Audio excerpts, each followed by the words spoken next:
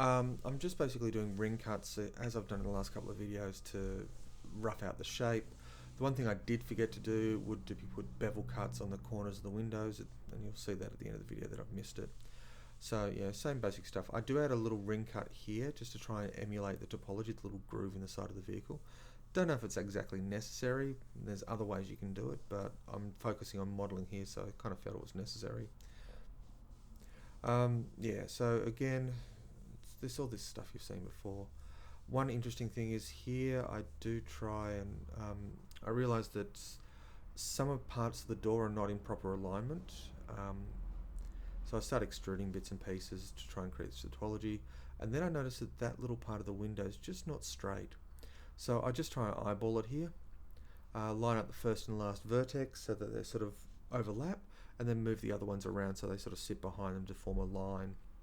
It's not perfect, but you know, it's close enough for what I'm doing. Then I extrude the window, go around, select all the outer edge, extrude that out. Just trying to get the shape of a door happening. I did want to sort of do something special for the top half, and that's to put a window in it so it goes all the way through.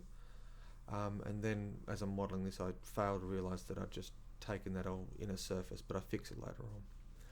Then it's going around stitching all the other things, the two edges together. Now if you look on the inside of the door here, I do something weird with placing the 3D cursor, extruding down to connect up to it. There is actually a better technique, which is to select both edges, and I'll do this in just a moment. And then just basically use the Edge Specials menu and go down and select Split, or Subdivide. And what it'll do is it just subdivide it vertically.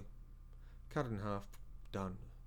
It might try and subdivide the whole lot, but if you just select a single line, you can then subdivide it.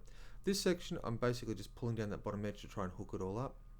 And I pull it down and pull it sideways towards where I put the vertex, and so the 3D cursor, and then I just stitch together those edge vertices and fill in the bottom of the door, and that's done.